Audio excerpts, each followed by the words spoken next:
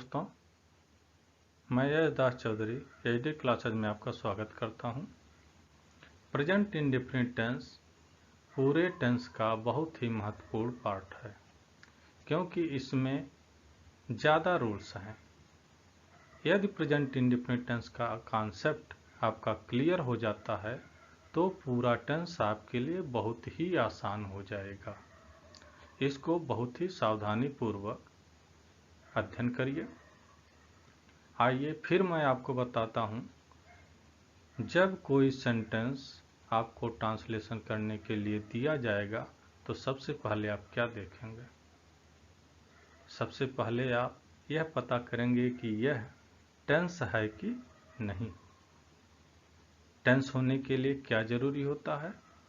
उस सेंटेंस में सब्जेक्ट हो और मेन वर्ब हो। तो आइए हम लोग यहाँ पर इस सेंटेंस को देखते हैं। श्याम अपने दोस्तों के साथ हॉकी खेलता है। इसमें आप देख रहे हैं श्याम क्या करता है? हॉकी खेलता है।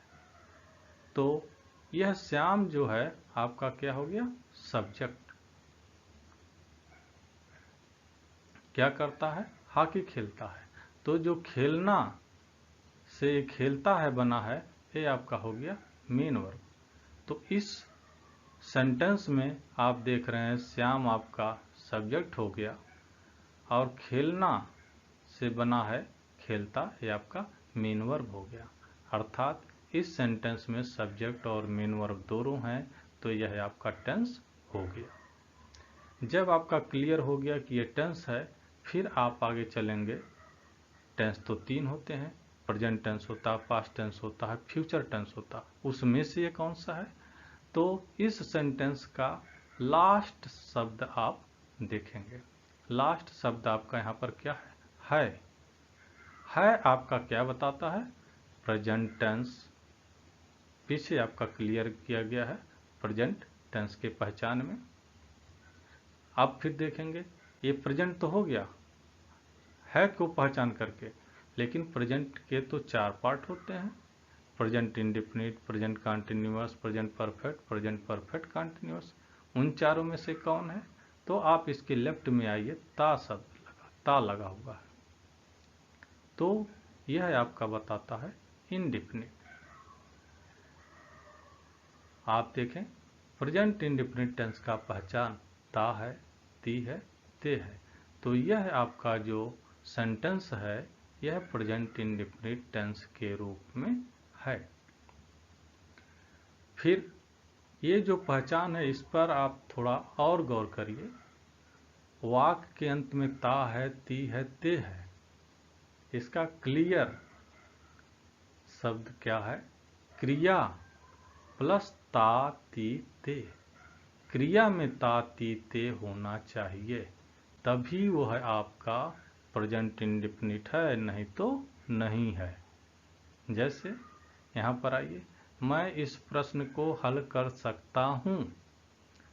ता हूँ, ता हूँ से आप जो है प्रेजेंट इंडेफिनिट पहचान लेंगे, जो आपका गलत हो जाएगा। क्यों? क्योंकि यहाँ पर वर्ब क्या है? मेन वर्ब क्या है? हल करना। साल हल करना आपका मेन वर्ब है। हल करने में तो आपका ता लगा नहीं है, जबकि यहाँ पर मैं आपको क्लियर लिख दिया हूँ क्रिया प्लस ता, ती, ते। क्रिया में ता, ती होगा तभी वो आपका प्रेजेंट इंडेफिनिट होगा। जैसे पढ़ता, खेलता, सोता, जागता। यहाँ पर तो यह सकता हूँ, सकता है आपका कोई वर्ब नहीं है, तो क्या है? यह कैन में का प्रयोग में आएगा। कैन में का प्रयोग सकना के लिए होता है। अर्थात यह जो सेंटेंस है, मैं इस प्रश्न को हल कर सकता हूँ, यह आपका टेंस नहीं है। टेंस होने के यह आपका टेंस नहीं है। अब आप आगे देखिए, प्रेजेंट इंडेफिनिट हो गया। श्याम अपने दोस्तों के साथ हॉकी खेलता, या प्रेजेंट इंडेफिनिट टेंस आपका क्लियर हो गया। फिर आप देखेंगे ये सेंटेंस कौन सा है। इसमें देखिए श्याम अपने दोस्तों के साथ हॉकी खेलता है, इसमें नहीं शब्द तो नहीं आया है, प्रश्न भी नहीं पूछा गया है, और आप इसको स्वीकार भी कर ले रहे हैं कि हाँ श्याम अपने दोस्त के साथ हॉकी खेलता ही है। तो ये आपका हो गया अफर्मेटिव सेंटेंस। अब अफर्मेटिव का रूल क्या है, अफर्मेटिव का ट्रांसलेशन हम लोग कैसे करते हैं। देखिए सबसे पहले हम लोग लिखते हैं सब्जेक्ट, सब्जेक्ट लिख देंगे, प्लस उसके बाद लिखेंगे मेन वर्ब, वर्ब का फर्स्ट फॉर्म यहाँ पर लिख देंगे, फिर प्लस ऑब्जेक्ट लिख देंगे, फिर प्लस अदर वर्ड्स लिख देंगे। अब इसमें से एक एक चीज को आप क्लियर करिए। सब्जेक्ट क्या होगा, सब्जेक्ट आपका ये देखिए, subject first person I we, second person you, third person he she it they names, यही आपके सब्जेक्ट होंगे। तो सब्जेक्ट क्लियर हो गया। मेन वर्ब आपका जो भी मेन वर्ब दिया जाएगा उसको आप आगे देखेंगे। ऑब्जेक्ट, ऑब्जेक्ट में जो दिया जाएगा, अदर वर्ड्स जो दिया जाएगा। अब अफर्मेटिव सेंटेंस में सब्जेक्ट लिखते हैं, प्लस मेन वर्ब लिखते हैं, plus object, plus other words. इतना आप अपने दिमाग में बैठा लीजिए। फिर क्या देखते हैं, यह जो वर्ब है यहाँ पर आपका ये वी, वर्ब को यहाँ पर हमने शॉर्ट में वी लिख दिया है। वी से तात्पर्य आप मेन वर्ब का फर्स्ट फॉर्म ही समझेंगे। तो यह वी कब होता है, कब वी में यस या ई एस होता है। तो पहले आप इसको क्लियर करिए। वी अर्थात मेन वर्ब कब सीधे सीधे वैसे ही लिख दिया जाता है जब सब्जेक्ट आपका हो फर्स्ट पर्सन। फर्स्ट पर्सन में कौन कौन आता है, आई वी, यहाँ पर आप देखिए फर्स्ट पर्सन में I we. Second person, P means person, second person, second person में आपका यू। उसके बाद थर्ड पर्सन, थर्ड पर्सन का प्लूरल नंबर हो। थर्ड पर्सन के प्लूरल नंबर में कौन से आते हैं, दे और नेम्स। थर्ड पर्सन में तो सभी आता है, he she it they name names, लेकिन इसमें प्लूरल क्या है, दे और नेम्स। तब जब आपका थर्ड पर्सन का कोई सब्जेक्ट हो और वो प्लूरल नंबर में हो, चाहे दे हो चाहे नेम्स, तो इस हालत में वर्ब को फर्स्ट फॉर्म में ही लिख देते हैं, उसमें यस अथवा यस नहीं जोड़ते हैं। फिर आगे देखिए, वी में यस आर ई एस जोड़ते हैं। कब जोड़ते हैं, जब सब्जेक्ट आपका क्या हो, थर्ड पर्सन हो। जब आपका सब्जेक्ट थर्ड पर्सन में तो बहुत सारे आते हैं, ही सी इट दे नेम सभी आ जाते हैं। तो यहाँ पर क्लियर किया गया सिंगुलर नंबर, थर्ड पर्सन हो लेकिन थर्ड पर्सन का सिंगुलर नंबर हो, ही सी इट नेम, तब आपका क्या लगेगा, वर्ब में जो ये वर्ब आप लिखेंगे इसमें यस या ई एस आप जोड़ देंगे। क्लियर। तो पहले यह पॉइंट आप क्लियर करिए कि वर्ब में यस अथवा ई एस नहीं लगेगा। कब, जब सब्जेक्ट फर्स्ट पर्सन हो, जब सब्जेक्ट सेकंड पर्सन हो, जब सब्जेक्ट थर्ड पर्सन का प्लूरल नंबर दे नेम्स हो, तब आपका यस अथवा यस नहीं लगेगा। लगेगा कब, जब सब्जेक्ट आपका थर्ड पर्सन हो और वो भी singular number, he she it और नेम, तब वर्ब में यस अथवा यस लगेगा। और क्लियर इसको करिए, आप केवल एक चीज याद रखिए, वर्ब में यस अथवा यस कब लगता है, जब सब्जेक्ट आपका थर्ड पर्सन का सिंगुलर नंबर हो। जब सब्जेक्ट आपका थर्ड पर्सन का सिंगुलर नंबर हो तब वर्ब में यस अथवा यस लगता है, अन्यथा सभी के साथ एस अथवा एस नहीं लगता है। अब आप आगे आइए। जब ये क्लियर हो जाएगा कि सब्जेक्ट आपका थर्ड पर्सन का सिंगुलर नंबर है, तब तो आपको भाई वर्ब में यस अथवा एस जोड़ना ही पड़ेगा। अब रह गई बात, वर्ब में यस भी जुड़ता है और ईएस भी जुड़ता है। अब कब आप वर्ब में यस जोड़ेंगे, कब ईएस जोड़ेंगे, इसके लिए आप नीचे आइए। वर्ब में ईएस के बारे में पहले आप देखिए। वर्ब में ईएस आप कब जोड़ते हैं? When last letter of word, जो भी आपका वर्ब रहेगा उसका लास्ट लेटर आप देखेंगे। जैसे गो, गो का last letter O, catch, catch का last letter C H, push S H, pass में डबल एस, मिक्स में एक्स। तो आप वर्ब में ई एस कब ऐड करेंगे? जब वर्ब का अंतिम अक्षर क्या हो? ओ हो, सी एच हो, एस एच हो, डबल एस हो और यक्स हो, तब आप क्या ऐड करेंगे? E S. एग्जाम्पल के तौर पर आप यहाँ पे देखिए, गो, गो माने जाना। गो में लास्ट अक्षर आपका ओ है, ओ है तो आपका क्या ऐड होगा? देखिए ओ है तो क्या ऐड होगा? ई एस, तो हो जाएगा गोज। उसी तरह से कैच देखिए, लास्ट अक्षर ये क्या है? सी एच, सी एच है तो सी एच है तो ई एस, कैच एच।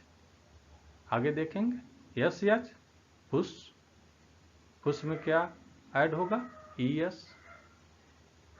अगला ये डबल एस जब हो वर्ब में ई एस, पास में डबल एस है लास्ट में, ई एस आप ऐड कर दिए, पास एच। मिक्स, मिक्स में लास्ट में एक्स है तो इसमें वर्ब में ई एस, मिक्स एच। तो यह है, आप क्लियर कर लीजिए, जब वर्ब में यस अथवा एस लगाना ही पड़े आपको तो ई एस कब लगाते हैं? पहले आप वर्ब लिख लेंगे, वर्ब लिखने के बाद उसके लास्ट लेटर को आप देखेंगे।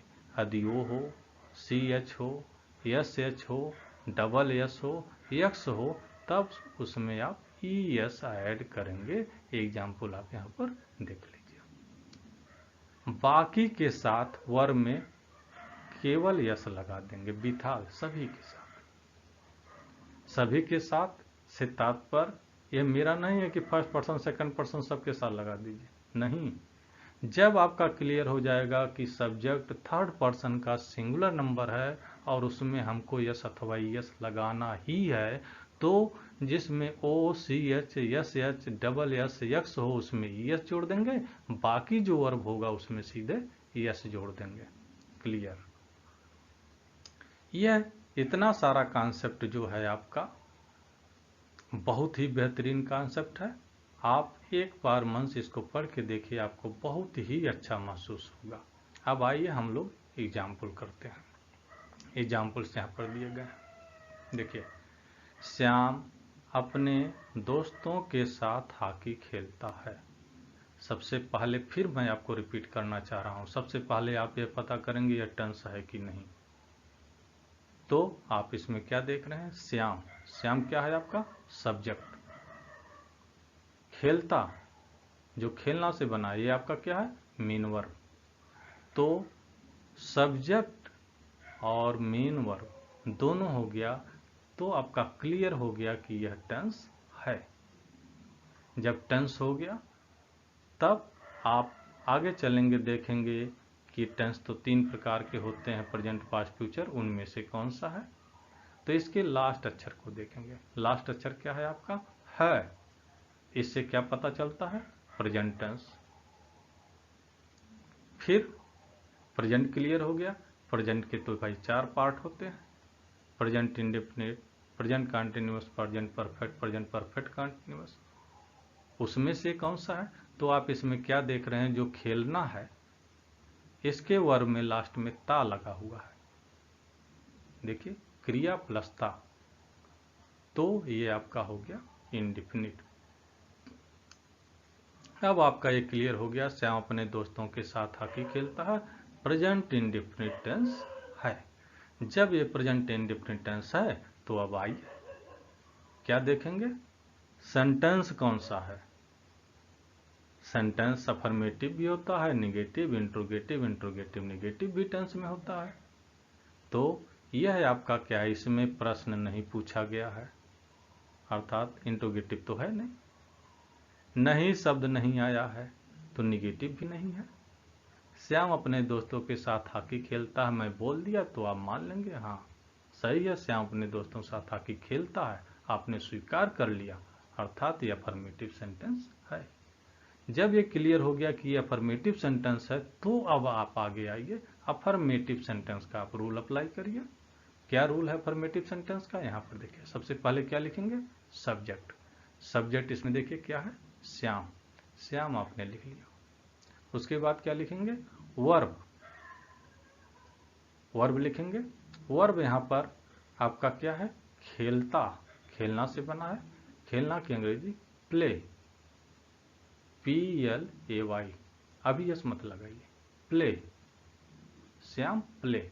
ज्यों आप वर्ब लिख चुके हो उसी तरह उसी समय आप रुक जाइए। फिर क्या देखेंगे कि जो ये श्याम है सब्जेक्ट है, यह किस पर्सन का है। जो श्याम सब्जेक्ट है ये किस पर्सन का है, ये नेम है। नेम किस में आता है, थर्ड पर्सन में, तो श्याम थर्ड पर्सन हो गया। नंबर कौन सा है, सिंगुलर नंबर। तो जब थर्ड पर्सन का सिंगुलर नंबर होता है, थर्ड पर्सन सिंगुलर नंबर होता है तो वर्ब में क्या लगता है, यस या ईएस। अब आप देखेंगे इस प्ले में आपको यस अथवा यस लगाना ही पड़ेगा। अब रह गई बात, आप यस लगाएंगे कि ई यस लगाएंगे। तो प्ले का लास्ट लेटर आपका क्या है, वाई। वाई देखिए इसमें से कहीं है, OCH SH double S x, इसमें से तो वाई है नहीं, अर्थात वर्ब में ES नहीं लगेगा। जब ये क्लियर हो गया ES नहीं लगेगा तब क्या लगेगा, यस, वर्ब में यस लग जाएगा, यस आप लगा दीजिए। श्याम प्लेज, अब इतना कंप्लीट हो गया, सब्जेक्ट और वर्ब, दो चीजें क्लियर हो गया। उसके बाद क्या लिखेंगे, ऑब्जेक्ट। ऑब्जेक्ट इसमें क्या है, उसका मेन पर्पज क्या है, हॉकी, ये आपका ऑब्जेक्ट हो गया हॉकी, आप हॉकी लिख दिए। Plus other words, other words में क्या आता है, अपने दोस्तों के साथ, अपने दोस्तों के साथ, तो विथ, विथ माने साथ। अब विथ माने साथ हो गया। अब यहां पर आप फिर सोचिए, अपने शब्द आया हुआ है, यह किसके लिए है, श्याम के लिए है। श्याम थर्ड पर्सन का है, नेम और पुल्लिंग है, तो श्याम के साथ अपना की अंग्रेजी क्या होगी, पॉजिटिव केस में आप जाइए, ध्यान लगाइए, सब्जेक्ट ऑब्जेक्ट पॉजिटिव केस। तो जब श्याम आपका पुल्लिंग है तो इसके साथ अपना की अंग्रेजी क्या लगता है, हिज, हिज हो गया, दोस्तों फ्रेंड्स हो गया। अब आप फुल स्टॉप लगा दिए। इसमें चीज ध्यान रखिएगा, इस टेंस में है की अंग्रेजी कहीं नहीं लिखी जाती, इज आर एम ये कहीं नहीं यूज होता है। अब जा करके ये आपका क्लियर हो गया, श्याम अपने दोस्तों के साथ हॉकी खेलता है, Shyam pledge hockey with his friend, Shyam pledge hockey with his friend, full stop लगा दीजिए। अब आपका सेंटेंस ये 100% करेक्ट हो गया। फिर आप अगला आइए, हम अपने भाई के साथ बाजार जाते हैं। जाना, यह आपका बता रहा है, जाना, जाना से जाते है, यह है आपका क्या है, वर्ब, मेन वर्ब, और हम आपका सब्जेक्ट है, हम जाते हैं ना, हम अपने भाई के साथ बाजार जाते हैं, हम जाते हैं, काम तो हम कर रहे हैं, तो हम क्या हो गए, सब्जेक्ट, क्या करते हैं, जाते हैं, तो जाना है आपका वर्ब, मेन वर्ब, तो यह है आपका टेंस हो गया। जाना में ते लगा हुआ है और यह है आपका बता रहा है प्रेजेंट, और आप देखें जाते हैं, ते आपका हो गया प्रेजेंट इंडेफिनिट टेंस। फिर आप क्या देखेंगे, सेंटेंस देखेंगे। सेंटेंस आपका क्या है, अफर्मेटिव सेंटेंस ही है। यहाँ पर हम लोग सब अफर्मेटिव ही पढ़ रहे हैं, लेकिन आप कैसे पहचानेंगे इसके लिए मैं बार बार रिपीट कर रहा हूँ।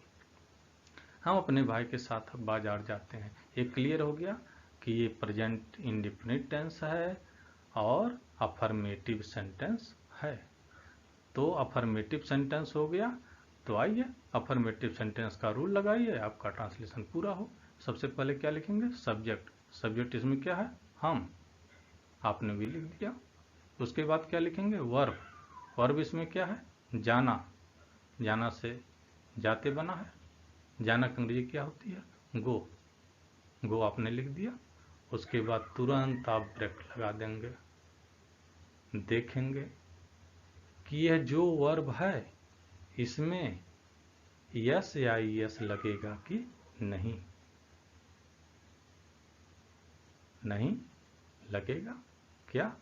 अब आप इसके सब्जेक्ट को देखेंगे। सब्जेक्ट वी किस में है, फर्स्ट पर्सन में। फर्स्ट पर्सन के साथ तो आपका केवल मेन वर्ब होता है, यस अथवा यस नहीं लगता। देखिए फर्स्ट पर्सन के साथ मेन वर्ब ही लिखा जाता है, तो इसका मतलब आप सही हैं। वी गो, हम जाते हैं। हम जाते हैं, इतने का ट्रांसलेशन हो गया। कहाँ जाते हैं, ऑब्जेक्ट आपका क्या है, उद्देश्य क्या है, बाजार। बाजार एक जगह स्थिर है, आप उसकी तरफ जा रहे हैं, तो उसके पहले आप क्या लगा देंगे, टू मार्केट। उसके बाद ये ऑब्जेक्ट हो गया। फिर अदर वर्ड्स, अपने भाई के साथ। अपने भाई के साथ यह आपका अदर वर्ड्स हो गया। अब यहाँ पर अपने शब्द आया है। फिर आप सोचिए अपने की अंग्रेजी यहाँ पर क्या होगी, हम है। हम की अंग्रेजी वी के साथ अपना की अंग्रेजी, आप जाइए पॉजिटिव पेज देखिए पर्सन में, वी के साथ अपना की अंग्रेजी लगता है आवर।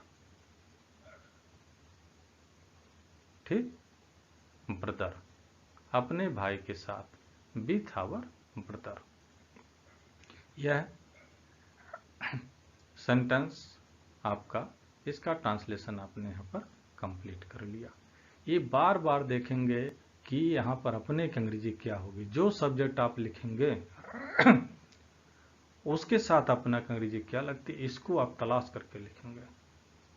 ऐसा नहीं है कि अपने आ गया, अपना आ गया तो माई लगा दिया, ऐसा नहीं है। सब्जेक्ट के अनुसार अपना की अंग्रेजी होगा। तो वी है, वी के साथ अपना की अंग्रेजी आवर। अगला सेंटेंस देखिए, वह एक मधुर गीत गाती है। अब तो क्लियर हो चुका है, ती है, प्रेजेंट इंडेफिनिट टेंस ही है ये। अब इसमें सब्जेक्ट वह है और ये गाती आपका मेन वर्ब। क्लियर हो गया, प्रेजेंट इंडेफिनिट टेंस सारा ये। आइए रूल लगाइए। पहले क्या लिखेंगे, सब्जेक्ट। सब्जेक्ट क्या है, वह एक मधुर गीत गाती। केवल वह जब आप देखेंगे तो इससे पता नहीं कर पाएंगे कि ही लगेगा कि सी लगेगा। इसके लिए पूरे सेंटेंस को आपको पढ़ना पड़ेगा। वह एक मधुर गीत गाती है, इसका मतलब वो लड़की है, स्त्री है, महिला है। तो उसके लिए वह की अंग्रेजी क्या हो जाएगा, सी, आप लिख दीजिए। उसके बाद क्या लिखेंगे, मेन वर्ब। मेन वर्ब क्या है, गाना। गाना की अंग्रेजी क्या होता है, सिंग। अभी इसमें एस मत लगे, केवल सिंग, SING लिख करके आप रुक जाइए। अब आप देखेंगे वर्ब लगाने के बाद हमेशा आपकी कलम रुक जानी चाहिए सोचने के लिए। वर्ब में, वर्ब आपका वैसे सीधे सीधे लिख दिया जाएगा मेन वर्ब, या वर्ब में यस अथवा यस लगेगा। ये दोनों पॉइंट बिना सोचे हुए आप आगे नहीं बढ़ेंगे। तो यहाँ पर देखिए, यह है आपका she, third person she, third person singular number. Third person का सिंगुलर नंबर है तो वर्ब में यस अथवा यस लगेगा। अब आप नहीं जा सकते हैं कहीं, वर्ब में यस अथवा यस आपको लगाना ही पड़ेगा। तब आप वर्ब में यस लगेगा कि वर्ब में यस लगेगा। इसके लिए आप क्या देखेंगे, सिंग जो आपका मेन वर्ब है, इसका अंतिम लेटर जी जी है। अब जी को इसमें से ढूंढिए, OCH SH इसमें से तो नहीं है, नहीं है। जब इसमें से, इसका मतलब वर्ब में ES लगेगा? नहीं लगेगा। जब वर्ब में ES नहीं लगेगा तब क्या लगेगा? वर्ब में ES लगेगा। तो आप यस लगा दीजिए। फिर आगे क्या लिखेंगे? ऑब्जेक्ट। ऑब्जेक्ट में क्या है आपका? एक मधुर गीत, ए स्वीट सॉन्ग, फुल स्टॉप आपका कंप्लीट हो गया। अगला देखिए, आप अपना गृह कार्य पूरा करते हैं। यह आप क्या है? सब्जेक्ट हो गया। पूरा करना है आपका मेन वर्ब हो गया। ते हैं आपका प्रेजेंट इंडेफिनिट हो गया। इसमें नहीं शब्द नहीं आया है, प्रश्न नहीं पूछा गया है, अफर्मेटिव है। अब आप देखिए, सबसे पहले क्या लिखेंगे? सब्जेक्ट। सब्जेक्ट क्या है? आप, आपकी अंग्रेजी यू। उसके बाद क्या लिखेंगे? Main verb. मेन वर्ब पूरा करना, पूरा करते के रूप में जो लिखा गया, पूरा करना, कंप्लीट। अब यहाँ पर आप फिर रुक जाएंगे। ज्यों आप मेन वर्ब लिखें उसके तुरंत बाद आप कलम रोक करके पहले सोचिए कि इसमें यस लगेगा, ES लगेगा कि नहीं। तो आप देखिए, ये सब्जेक्ट क्या है? सब्जेक्ट आपका तो सेकंड पर्सन है। सेकंड पर्सन के साथ यस अथवा ES लगता है क्या? आप देखिए, second person, first person, second person, third person plural के साथ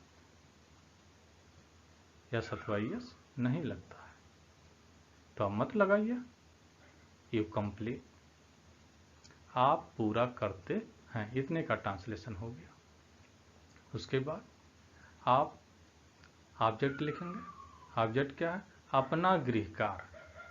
अपना, फिर यहाँ पर अपना आ गया, तो अपना की अंग्रेजी आप क्या लिखेंगे? सब्जेक्ट क्या है आपका? यू। यू के साथ अपना की अंग्रेजी आप जाइए पॉजिटिव केस में, यू के साथ अपना की अंग्रेजी योर। योर लिख दिया। गृह का homework, you complete your home work. आप अपना गृह कार्य पूरा करते हैं। अब आप आगे नेक्स्ट स्लाइड में आइए।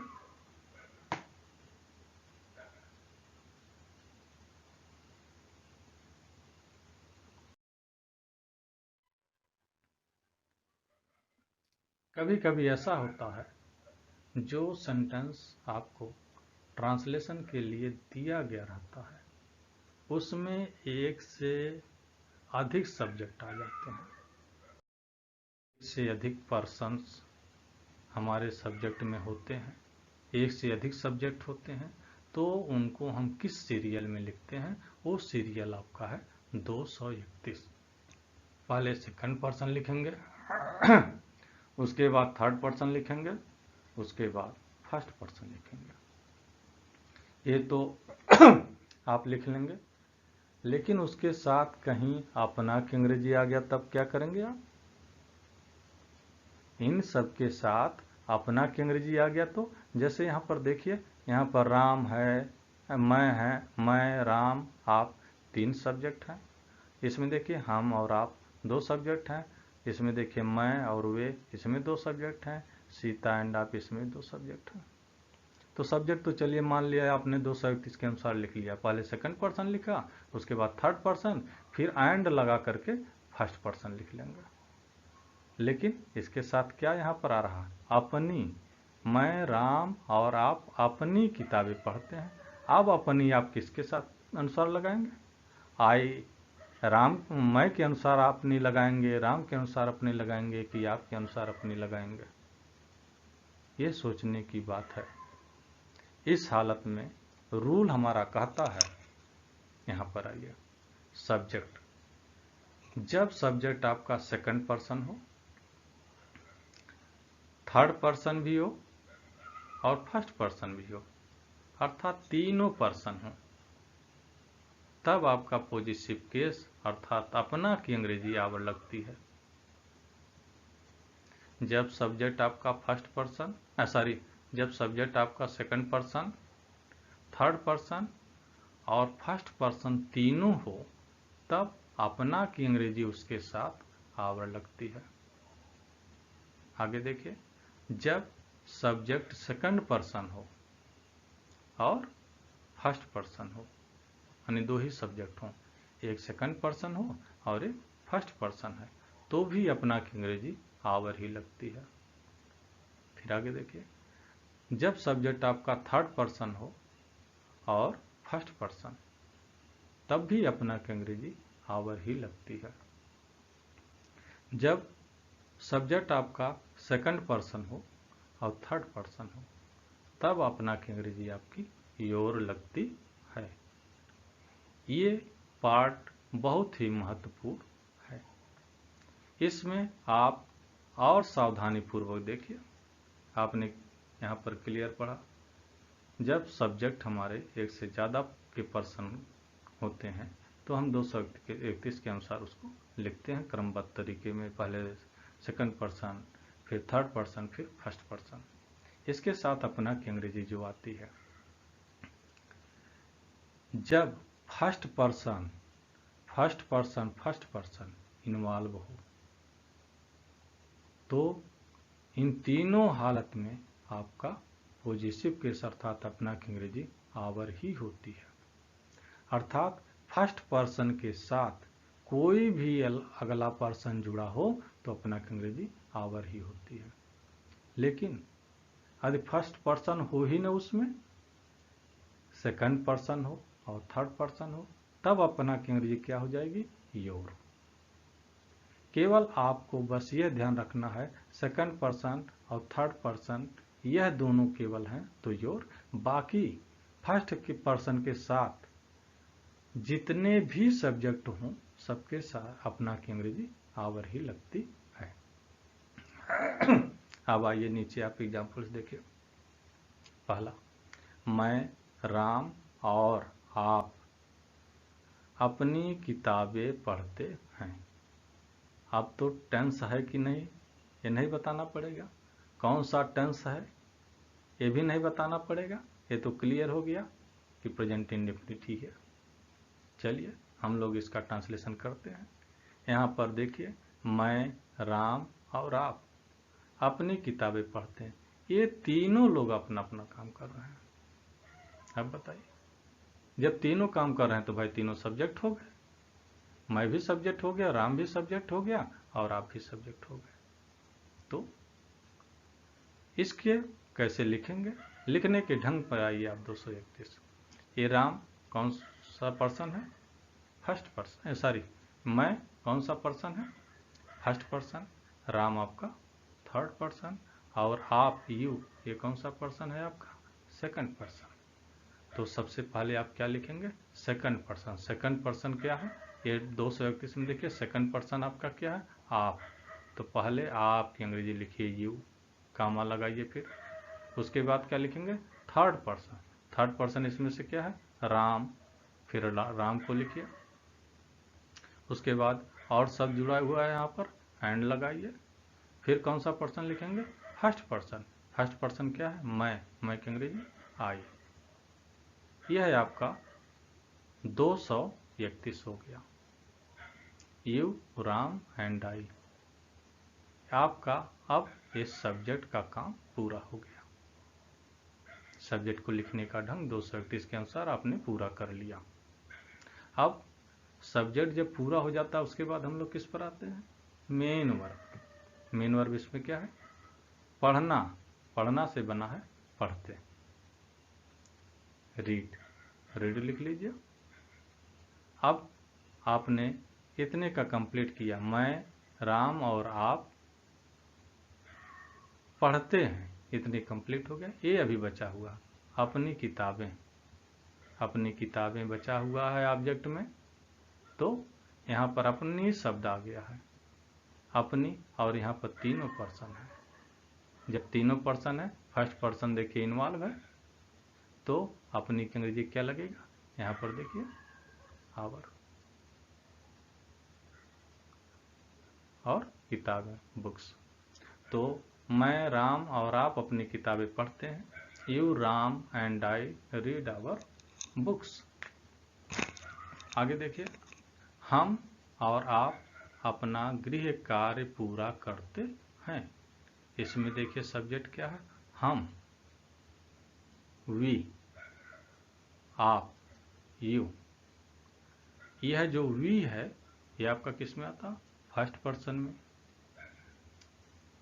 आप, यू किस में आता है? सेकंड पर्सन में, अर्थात एक से अधिक पर्सन हो गए यहाँ पर सब्जेक्ट के रूप में। तो लिखेंगे कैसे? 231 के अनुसार। 231 पहले सेकंड पर्सन इसमें से हम और आप में कौन है? आप, यू। आपने यू यहाँ पर लिख लिया सेकंड पर्सन। उसके बाद क्या लिखेंगे? थर्ड पर्सन लिखेंगे। थर्ड पर्सन तो इसमें है ही नहीं, छोड़ देंगे, जो नहीं है उसको लिखने की जरूरत ही नहीं है, आप लिख ही नहीं सकते हैं। और है एंड लिखिए। उसके बाद फर्स्ट पर्सन हम, वी लिख दिया। अब आपका सब्जेक्ट का काम पूरा हो गया। यू एंड वी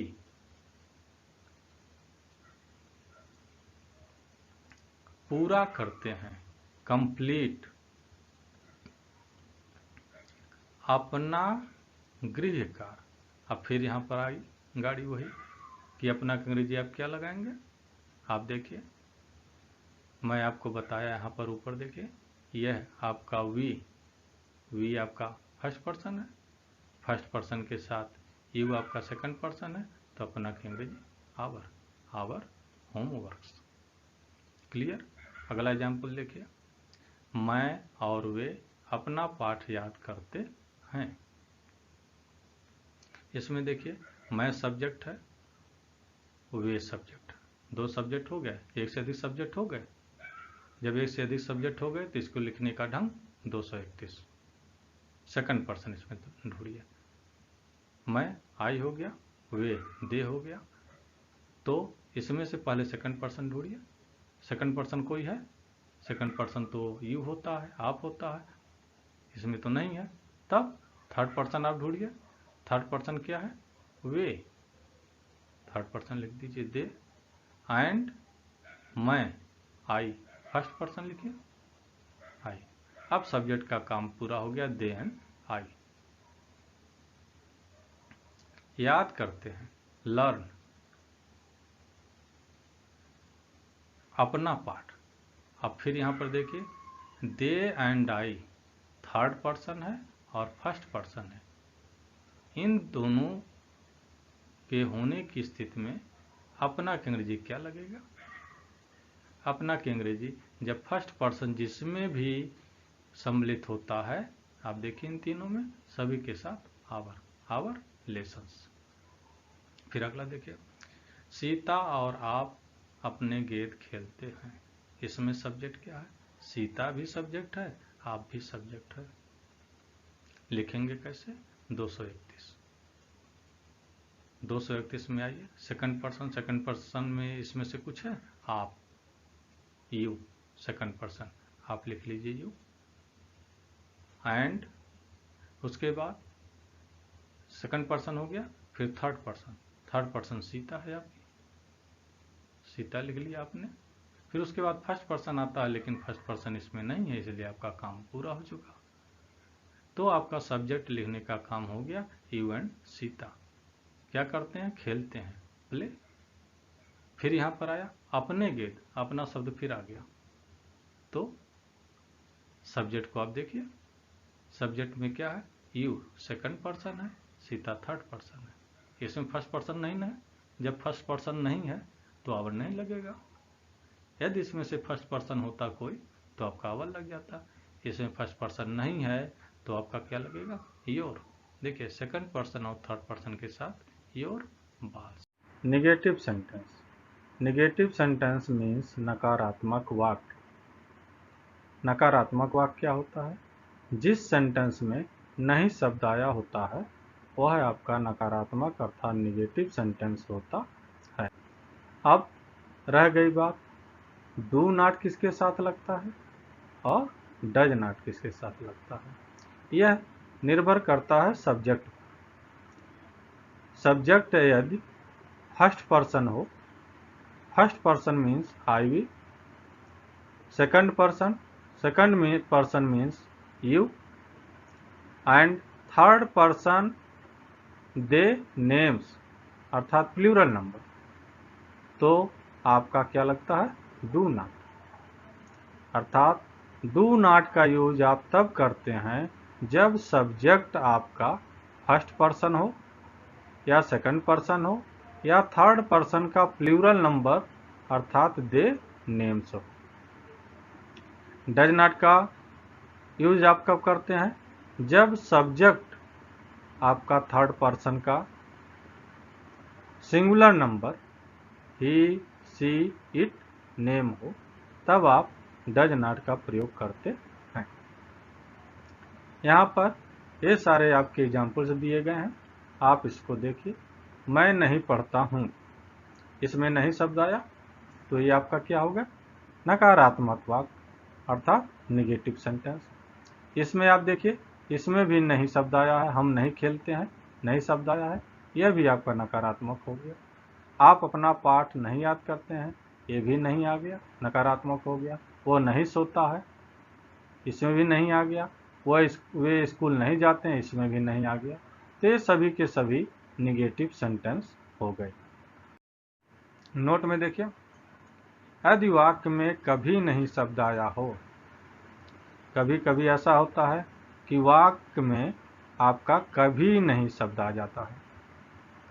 जब कभी नहीं शब्द आया हो तो उसकी अंग्रेजी नेवर लिखते हैं, अर्थात कभी नहीं की अंग्रेजी आपकी क्या होती है, नेवर। नेवर मीन्स कभी नहीं। और डू नॉट और डज नॉट का प्रयोग नहीं करते हैं, अर्थात जब नेवर का यूज हो जाएगा तो डू नॉट और डज नॉट का प्रयोग नहीं होता है। इस स्थिति में वर्ब में यस या यस लगता भी है और नहीं भी लगता है। अफर्मेटिव सेंटेंस की तरह, जैसे अफर्मेटिव सेंटेंस में किसी किसी सब्जेक्ट के साथ वर्ब में यस अथवा यस नहीं लगता था, किसी के साथ लग जाता था। उसी तरह से यहाँ पर भी है, जिसके साथ यस अथवा यस लगता था अफर्मेटिव में उसके साथ आप लगाएंगे, जिसके साथ नहीं लगता था उसके साथ आप नहीं लगाएंगे। एग्जाम्पल देखिए, वह स्कूल कभी नहीं जाता है, कभी नहीं शब्द आया, कभी नहीं। तो सबसे पहले आप क्या लिखेंगे, सब्जेक्ट ही, और नहीं के जगह पर यहाँ क्या आपका हो जा रहा है, कभी नहीं। कभी नहीं की अंग्रेजी आपकी होती है नेवर। उसके बाद आपका वर्ब जाना, गो। तो ही जब है, ही के साथ वर्ब में यस अथवा यस अफर्मेटिव में लगता है, तो गो का अंतिम लेटर देखेंगे ओ है, तो इसमें आपका क्या लगेगा, यस। ही नेवर गोज, वह कभी नहीं जाता है, कहाँ, टू स्कूल, स्कूल। वह स्कूल कभी नहीं जाता है। इसका आप सरल ढंग से अनुवाद करने के लिए देखिए, यदि वाक्य में कभी नहीं शब्द आया हो तो कभी नहीं को आप ढक लीजिए, कभी नहीं को आप ढक लीजिए। जब कभी नहीं को आप ढक लेंगे तो बाकी सेंटेंस आपका क्या हो जाएगा, वह स्कूल जाता है। अब जरा बताइए कौन सा सेंटेंस हो गया, अफर्मेटिव।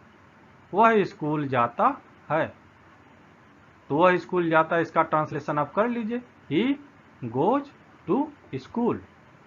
और उसके बाद सब्जेक्ट के तुरंत बाद नेवर उठा करके रख दीजिए, जो कभी नहीं की अंग्रेजी होती है। यह सबसे सिंपल तरीका है। उसी तरह से यहाँ पर आप देखिए, आप कभी नहीं खेलते हैं, कभी नहीं को ढक लीजिए, क्या बचेगा आपका, आप खेलते हैं। आप खेलते हैं का ट्रांसलेशन कर दीजिए। आप खेलते हैं, ये कौन सा सेंटेंस हो गया, ये आपका अफर्मेटिव सेंटेंस हो गया। अफर्मेटिव सेंटेंस में के अनुसार आप इसका ट्रांसलेशन कर दीजिए, यू प्ले। क्योंकि यू सेकंड पर्सन का है तो ये वर्ब में यस अथवा यस नहीं लगेगा, तो आप खेलते हैं हो गया यू प्ले। उसके बाद क्या करेंगे, ये जो कभी नहीं आपने ढका था इसकी अंग्रेजी नेवर, इसको उठा करके लाइए, सब्जेक्ट के तुरंत बाद रख दीजिए। अब आपका ये हो जाएगा यू नेवर प्ले। यह आपका निगेटिव सेंटेंस कंप्लीट हो गया।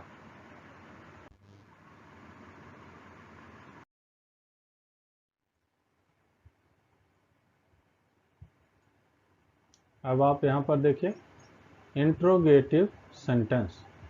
इंट्रोगेटिव सेंटेंस मीन्स होता है प्रश्नवाचक वाक्य। प्रश्नवाचक वाक्य में क्या किया गया रहता है, आपका प्रश्न पूछा गया रहता है। प्रश्न आपका दो तरह से पूछा जा सकता है। यहां पर आप एग्जाम्पल देख सकते हैं, क्या आप स्कूल जाते हैं। इसमें प्रश्नवाचक शब्द है आपका क्या, और यह है आपका वाक्य के पहले है। दूसरे में देखिए, क्या मोहन बाजार जाता है। इसमें भी प्रश्नवाचक शब्द क्या है, वाक्य के पहले है। लेकिन इसमें क्या देख रहे हैं, वे लखनऊ क्यों जाते हैं।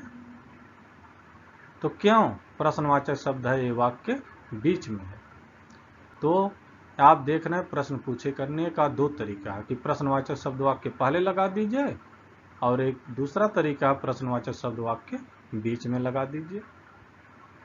अब आप देखिए, जब प्रश्नवाचक शब्द वाक्य के पहले हो अर्थात क्या हो, तब आप उसका ट्रांसलेशन कैसे बनाते हैं।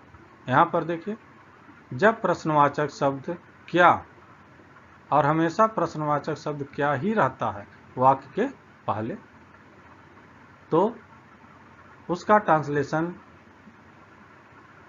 जब बनाते हैं तो सबसे पहले हम लोग डू और डज लिखते हैं, फिर सब्जेक्ट लिखते हैं, फिर वर्ब लिखते हैं, फिर ऑब्जेक्ट लिखते हैं, फिर अदर वर्ड्स लिखते हैं। अब डू और डज दोनों में से एक लगेगा, तो डू किसके साथ लगता है, यहां पर देखिए फर्स्ट पर्सन के साथ। फर्स्ट पर्सन में कौन कौन आता है, आई वी। सेकंड पर्सन के साथ, सेकंड पर्सन में क्या आता है, यू। थर्ड पर्सन के दे नेम्स अर्थात प्लूरल नंबर, इसके साथ आपका डू।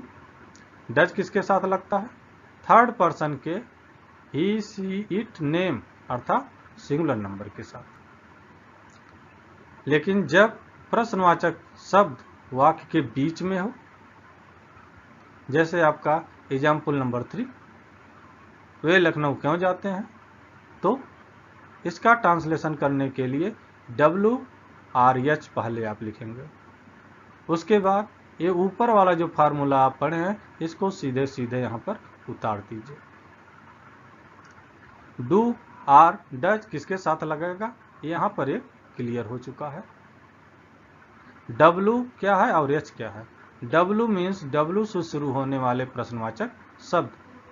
व्हाट माने क्या, वेयर कहाँ, व्हेन कब, वाई क्यों, विच कौन सी, हुज किसका, हु कौन, और हुम किसको। ये आपके W से शुरू होने वाले प्रश्नवाचक शब्द हैं। अब यस से शुरू होने वाले प्रश्नवाचक शब्द आप देखिए, how, how many, how much. How माने कैसे, हाउ मेनी और हाउ मच दोनों माने होता कितना, कितनी, कितने।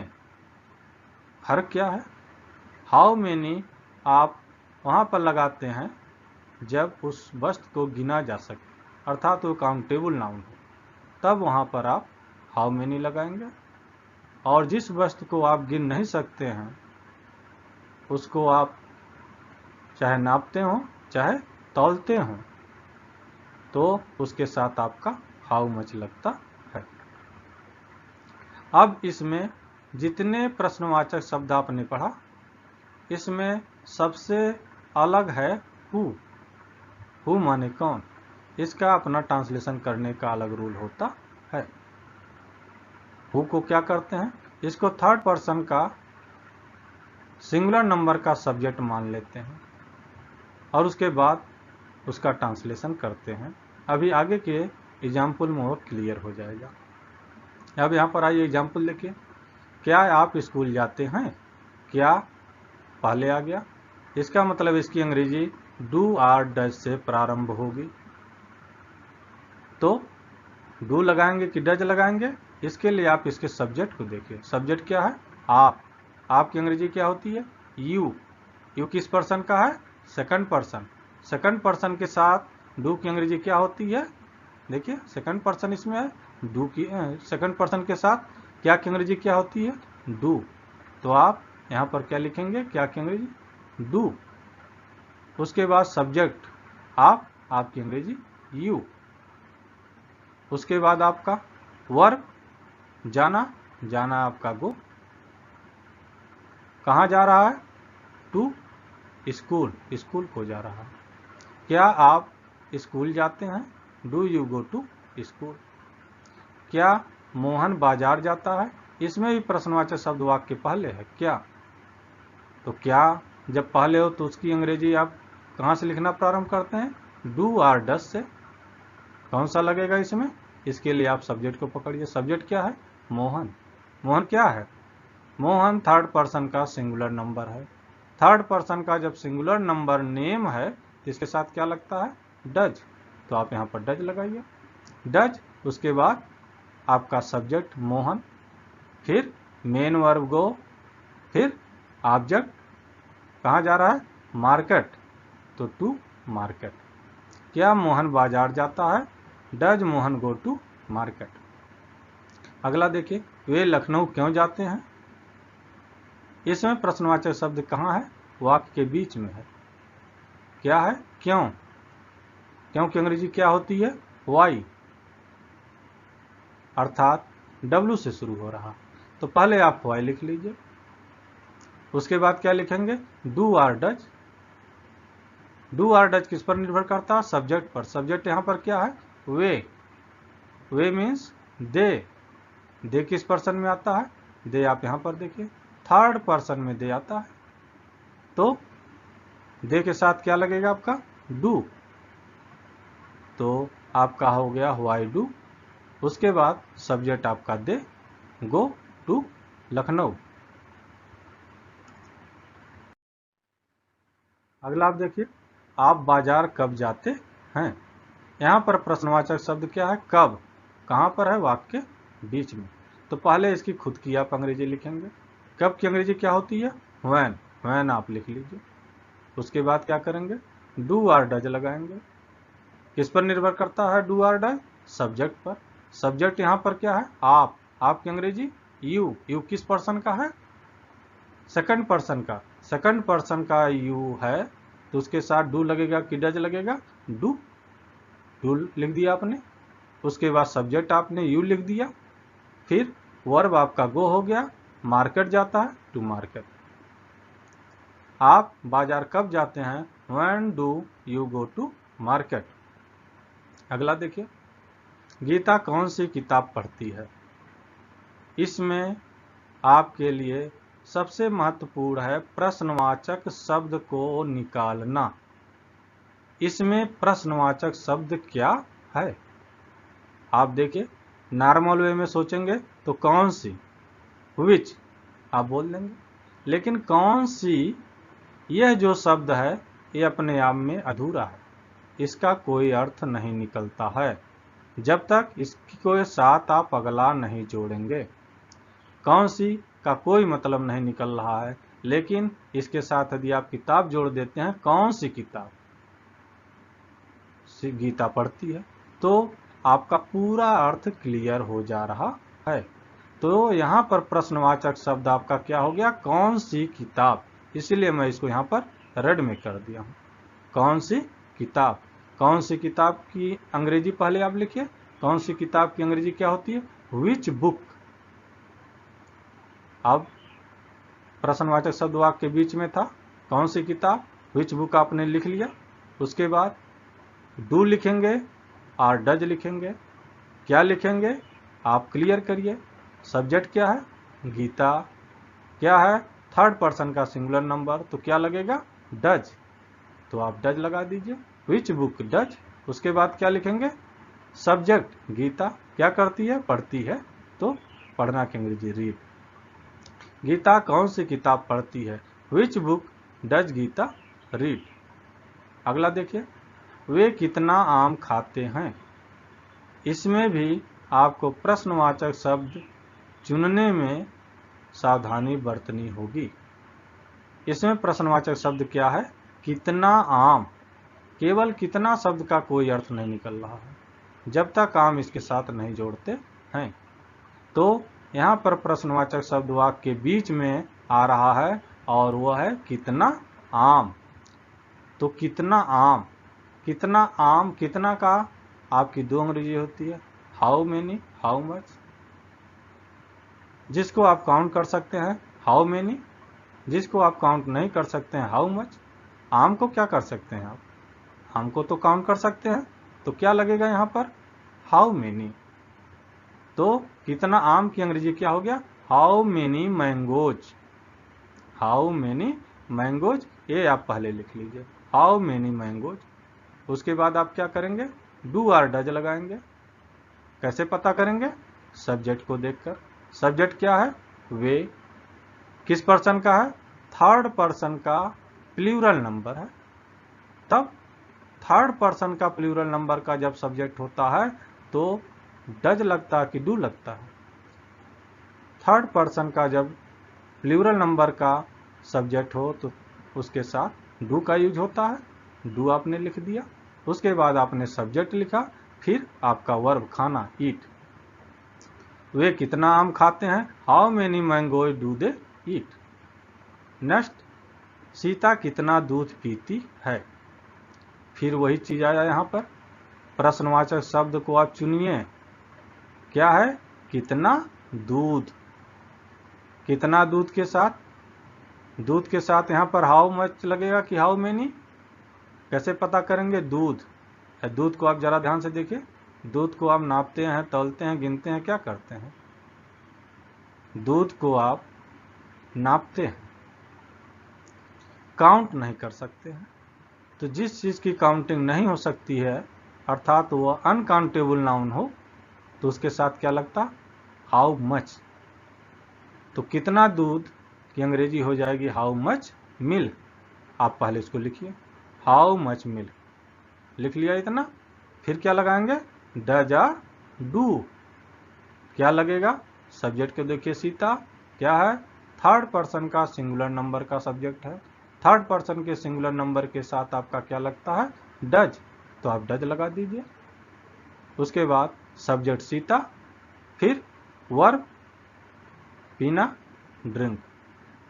तो आपका यहां पर हो गया, सीता कितना दूध पीती है, how much milk does Sita drink.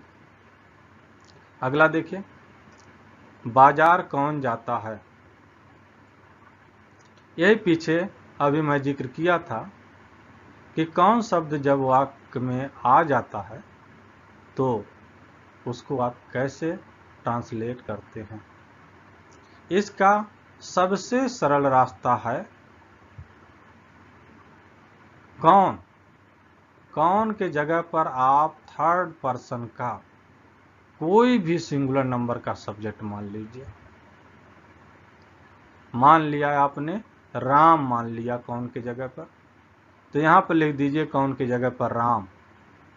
तो क्या हो जाएगा, बाजार राम जाता है, अर्थात राम बाजार जाता है। अब जरा आप बताइए ये सेंटेंस कौन सा हुआ, राम बाजार जाता है कौन सा सेंटेंस हुआ, ये तो चला गया अफर्मेटिव में। तो जब अफर्मेटिव में चला गया तो फिर आपको अफर्मेटिव की तरह ही ट्रांसलेशन करना पड़ेगा। तो राम बाजार जाता है, तो क्या लिखेंगे, Ram goes to market. Affirmative में राम के साथ वर्ब में यस अथवा यस लगेगा, चूंकि गो है इसमें यस लगेगा, राम गो टू मार्केट। अब जो राम आपने लिखा उसको हटा दीजिए, उसके जगह पर जैसे आप यहां पर कौन की जगह पर राम माने थे, उसी तरह राम को यहां से हटा करके कौन, हु लिख दीजिए। तो आपका क्या हो गया, हु गोज टू मार्केट। फिर क्लियर कर लीजिए इस चीज को, कौन शब्द को आप क्या करते हैं, थर्ड पर्सन का कोई भी सिंगुलर नंबर का सब्जेक्ट आप मान लेंगे। मान लीजिए आप ही मान लीजिए, बाजार वह जाता है, अर्थात वह बाजार जाता है, वह बाजार जाता है। जरा ट्रांसलेशन करिए, कौन सा सेंटेंस हो गया, वह बाजार जाता है।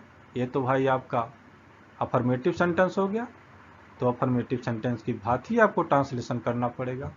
वह जाता है बाजार, वह जाता है, ही गोज, आप पीछे पढ़ चुके हैं, ही गोज टू मार्केट। अब ही आप यहां पर लिखे, लेकिन ही आप किसके जगह पर माने थे, हु के जगह पर। तो ही को हटा करके हु लिख दीजिए, बस आपका काम खत्म। तो बाजार कौन जाता है, हु गोज टू मार्केट। आगे आप देखिए इंट्रोगेटिव नेगेटिव सेंटेंस, अर्थात इसमें प्रश्न भी पूछा गया रहता है, इंट्रोगेटिव भी होता है और निगेटिव भी होता है, नहीं शब्द भी आया रहता है इसमें। इसका ट्रांसलेशन का कुछ अलग से रूल नहीं है, बस आपको सिर्फ करना क्या है, इस तरह का जो भी सेंटेंस दिया गया हो इंट्रोगेटिव नेगेटिव का, इंट्रोगेटिव अर्थात नहीं वाले शब्द को आप ढक लीजिए। जब नहीं वाले शब्द को आप ढक लेंगे तो कन्वर्ट हो जाएगा इंट्रोगेटिव में, अर्थात इंट्रोगेटिव की तरह आप उसका ट्रांसलेशन कर दीजिए और सब्जेक्ट के तुरंत बाद नॉट लगा दीजिए। जैसे पीछे अभी हम आप लोग पढ़े एग्जाम्पल में, क्या आप स्कूल जाते हैं, यहाँ पर क्या नहीं शब्द लगा दिया गया तो इंट्रोगेटिव नेगेटिव हो गया। इंट्रोगेटिव नेगेटिव हो गया तो ये नहीं का अंग्रेजी नॉट सब्जेक्ट के तुरंत बाद लगा दीजिए, खत्म कहानी। क्या मोहन बाजार नहीं जाता है, नहीं आ गया और ये क्या भी है तो सब्जेक्ट के बाद मोहन के बाद ये नहीं लगा दीजिए, खत्म। वे लखनऊ क्यों नहीं जाते हैं, नहीं आ गया, सब्जेक्ट के बाद आप नॉट लगा दीजिए। गीता कौन सी किताब नहीं पढ़ती है, नहीं शब्द आ गया, अभी आप ऊपर यहाँ पर देख रहे हैं गीता कौन सी किताब पढ़ती है, इसका translation which book does Gita read. फिर जब इसको यहाँ पर लाएंगे तो गीता के बाद आप क्या कर देंगे, तुरंत नॉट लगा देंगे सब्जेक्ट के बाद, आपका वाक्य पूरा हो गया। वे कितना आम नहीं खाते हैं, अभी आप पीछे पढ़े हुए कितना आम खाते हैं, इसका translation how many mangoes do they eat. तो यहाँ पर लिख दीजिए how many mangoes do they eat, और इसमें नहीं आया है तो सब्जेक्ट अर्थात दे के बाद आप तुरंत नॉट लगा दीजिए।